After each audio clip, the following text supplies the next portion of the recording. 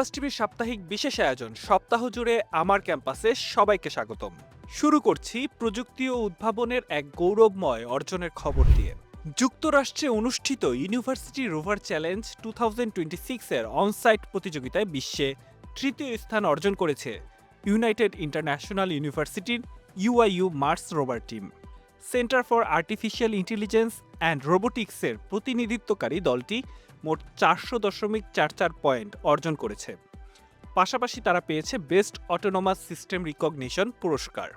এই অর্জনের মাধ্যমে প্রথমবারের মতো বাংলাদেশ এমনকি এশিয়ার কোনো মার্স রোভার টিম ইউআরসি এর বিশ্বসেরা 3-এ স্থান করে নিল। এদিকে টেকসই উন্নয়ন ও পরিবেশ বান্ধব প্রযুক্তি বাস্তবায়নে নতুন উদ্যোগ নিয়েছে ড্যাফোডিল ইন্টারন্যাশনাল ইউনিভার্সিটি। ফিনান্সিয়াল এক্সপ্রেসের এক প্রতিবেদন অনুযায়ী ড্যাফোডিল স্মার্ট সিটিতে উদ্বোধন করা হয়েছে একটি আধুনিক বায়োগ্যাস প্ল্যান্ট, যেখানে বর্জ্য থেকে জ্বালানি উৎপাদন করা হবে। বিশ্ববিদ্যালয় কর্তৃপক্ষের মতে ওয়েস্ট ম্যানেজমেন্ট, ক্লিন এনার্জি এবং সাস্টেইনেবল লিভিংয়ের এই উদ্যোগ ভবিষ্যতের স্মার্ট ও পরিবেশ বান্ধব ক্যাম্পাস গড়ে তুলতে গুরুত্বপূর্ণ ভূমিকা রাখবে। বিশ্ববিদ্যালয়ের এই ওয়েস্ট ম্যানেজমেন্ট, ক্লিন এনার্জি এবং সাস্টেইনেবল লিভিংয়ের বিশেষ উদ্যোগ, এমনটি মনে করছে বিশ্ববিদ্যালয়টির কর্তৃপক্ষ। বাংলাদেশের জন্য এসেছে আরও একটি আন্তর্জাতিক সাফল্য। দুবাইয়ে অনুষ্ঠিত international world innovative student expo iOS এর গ্লোবাল ফাইনালস 2026-এ স্বর্ণপদক অর্জন করেছে 3 বাংলাদেশি শিক্ষার্থী। বিজয়ীরা হলেন এসএফএক্স গ্রিন হেরাল্ড ইন্টারন্যাশনাল স্কুলের আবরার কামাল, সেন্ট জোসেফ স্কুলের মোহাম্মদ মাহিব আল মামুন এবং সেন্ট জোসেফ কলেজের ফারহিন রহমান পূর্ণ।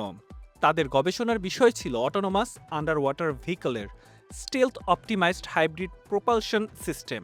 আন্তর্জাতিক গবেষণা ও উদ্ভাবনের মঞ্চে এই অর্জন বাংলাদেশের তরুণ প্রজন্মের সক্ষমতার উজ্জ্বল দৃষ্টান্ত হিসেবে বিবেচিত হচ্ছে।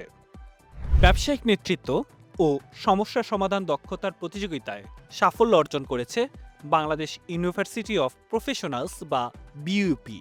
এইচএসবিসি এবং ব্র্যাক ইউনিভার্সিটি যৌথভাবে আয়োজিত করেছে বিজনেস কেস কম্পিটিশন 2026, যার চ্যাম্পিয়ন হয়েছে বিইউপি টিম 6-7। ফাইনাল রাউন্ডটি অনুষ্ঠিত হয়েছে ব্র্যাক ইউনিভার্সিটির মাল্টিপারপাস হলে। বিজয়ী দল ট্রফির পাশাপাশি পেয়েছে 2 লক্ষ টাকা পুরস্কার। তারা আগামীতে হংকংয়ে অনুষ্ঠিতব্য গ্লোবাল ফাইনালে বাংলাদেশের প্রতিনিধিত্ব করবে। এই প্রতিযোগিতায় নর্থ সাউথ ইউনিভার্সিটির টিম আর্কটিক ওভস প্রথম রানার আপ এবং বিইউপির আরেকটি দল টিম রোটেন মার্স দ্বিতীয় রানার আপ হওয়ার গৌরব অর্জন করেছে। টাইমস হায়ার এডুকেশন প্রকাশিত এশিয়া ইউনিভার্সিটি র্যাঙ্কিং 2026-এ উল্লেখযোগ্য অগ্রগতি অর্জন করেছে ঢাকা বিশ্ববিদ্যালয়। সর্বশেষ র্যাঙ্কিংয়ে বিশ্ববিদ্যালয়টি 301 থেকে 350-এর মধ্যে অবস্থান করছে, যা গত বছরের তুলনায় প্রায় 100 ধাপ উন্নতি। 2025 সালের অবস্থান ছিল 401 থেকে 500-র মধ্যে। এবারে আইন শিক্ষার্থীদের জন্যও থাকছে জাতীয় পর্যায়ের গুরুত্বপূর্ণ আয়োজন। ইউনিভার্সিটি অফ চিটাগাং এ আগামী 5 ও 6 জুন অনুষ্ঠিত হবে 4th professor doctor Khabiruddin Ahmed national moot court competition 2026। এবারের প্রতিযোগিতার মূল প্রতিপাদ্য international humanitarian law. The Business স্ট্যান্ডার্ডের তথ্য অনুযায়ী দেশের 42টি বিশ্ববিদ্যালয় থেকে 63টি দল লিখিত মেমোরিয়াল জমা দিয়েছে। এর মধ্যে 16টি দল মৌখিক পর্বে অংশগ্রহণের সুযোগ পেয়েছে। প্রতিযোগিতাটি প্রিলিমিনারি, কোয়ার্টার ফাইনাল, সেমিফাইনাল এবং ফাইনাল সহ মোট 5টি ধাপে অনুষ্ঠিত হবে। আয়োজকদের মতে আইন গবেষণা, বিশ্লেষণ, অ্যাডভোকেসি স্কিল এবং কোর্টরুম ডিবেটিং দক্ষতা বিকাশে এ ধরনের আয়োজন শিক্ষার্থীদের জন্য কার্যকর ভূমিকা রাখবে। সবশেষে গবেষণায় আন্তর্জাতিক স্বীকৃতির এক অনুপ্রেরণাদায়ক সংবাদ। ড্যাফোডিল ইন্টারন্যাশনাল ইউনিভার্সিটির কম্পিউটার সায়েন্স অ্যান্ড ইঞ্জিনিয়ারিং বিভাগের 3য় বর্ষের শিক্ষার্থী মোহাম্মদ মুনতাকিম মেহরাবের গবেষণাপত্র বিশ্বের অন্যতম মর্যাদাপূর্ণ মেশিন লার্নিং সম্মেলন ICML 2026-এর পজিশন ট্র্যাকে স্পটলাইট পেপার হিসেবে গৃহীত হয়েছে।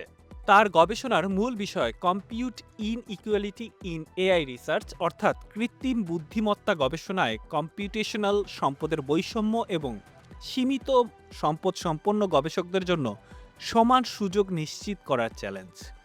বিশ্বের শীর্ষস্থানীয় গবেষণা প্ল্যাটফর্মে একজন বাংলাদেশি আন্ডার গ্র্যাজুয়েট শিক্ষার্থীর এই স্বীকৃতি দেশের তরুণ গবেষকদের জন্য নতুন সম্ভাবনার দুয়ার উন্মোচন করেছে। এ পর্যন্তই সপ্তাহ জুড়ে আমার ক্যাম্পাসের আয়োজন। দেশের উচ্চশিক্ষা, গবেষণা, উদ্ভাবন ও শিক্ষার্থীদের সাফল্যের আরও নতুন খবর নিয়ে আবারও হাজির হব আগামী পর্বে। ক্যাম্পাস টিভির সঙ্গে থাকার জন্য ধন্যবাদ।